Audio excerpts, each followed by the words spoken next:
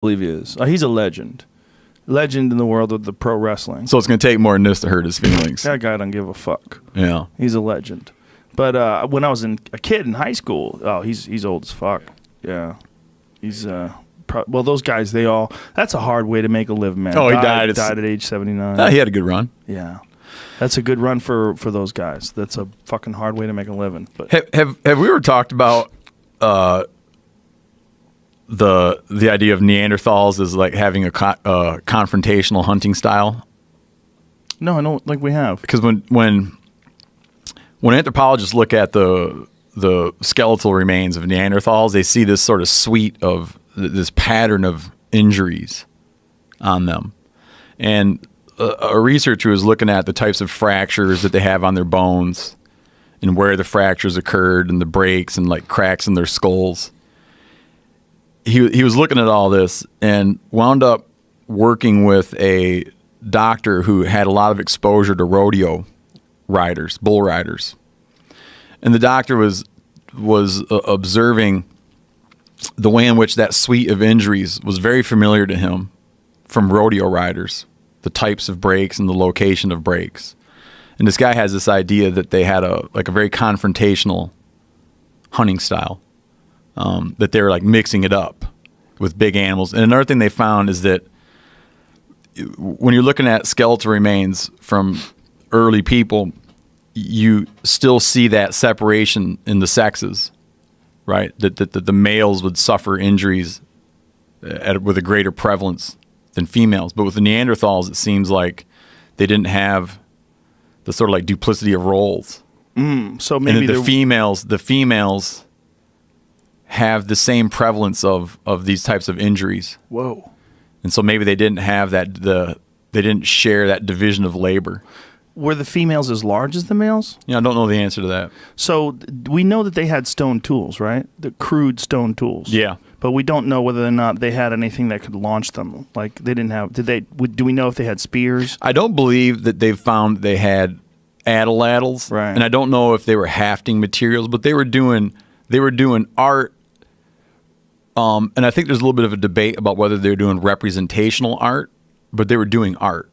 They were probably making jewelry, and these are all things that as we kind of like wake up to what these people were really like, and it paints like a more complicated picture. There's even this theory, and I don't know if this held any water or how long it was fashionable for, but you had this really long history of, this extremely long history of hundreds of thousands of years of Neanderthal, occupation in Europe.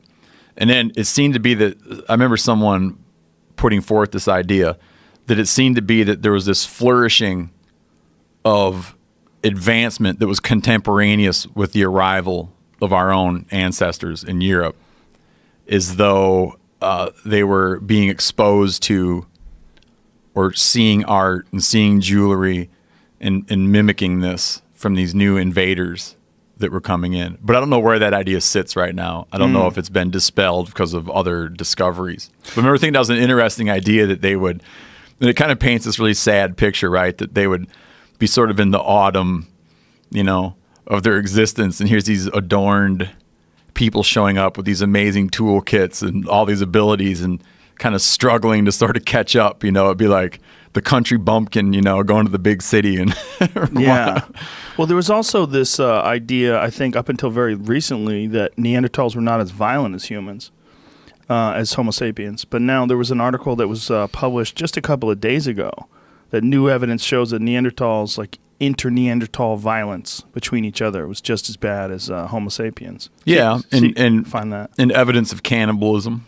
Oh, yeah, there was a lot of that, right? Scraping of inside the skulls, indicative of tools. Oh, ad blocker got busted.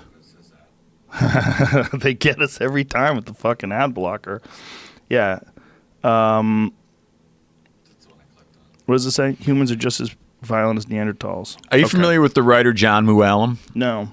You'd like his stuff. Yeah. He wrote a really beautiful piece about Neanderthals not long ago. Okay, I fucked it up. What they're saying is that modern humans were just as prone to violence as Neanderthals.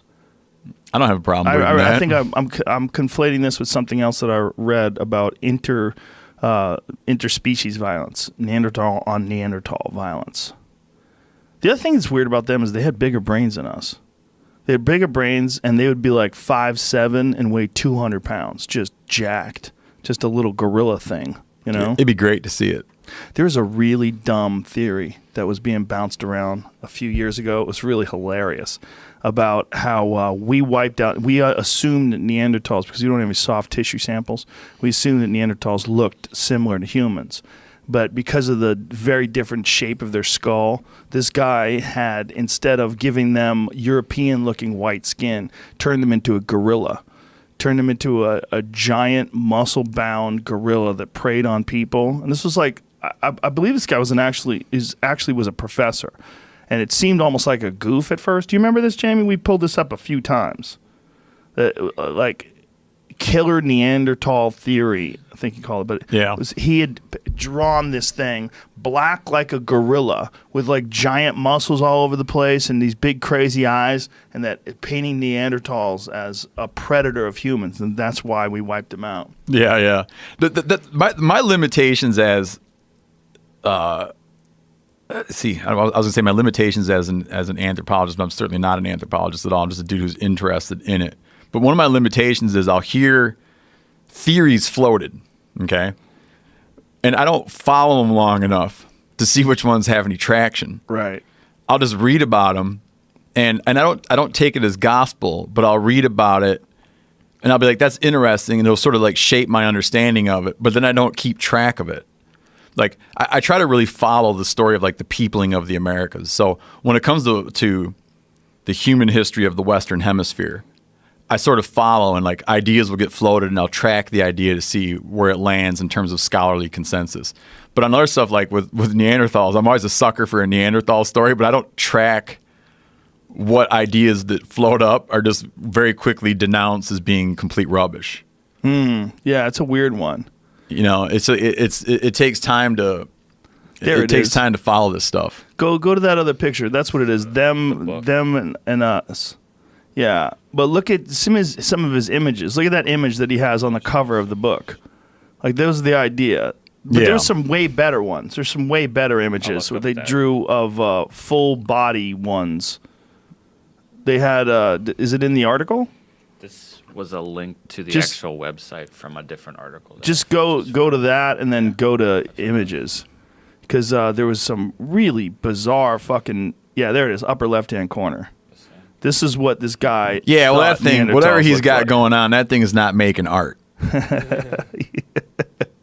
You don't think so? No, he's making meat, man.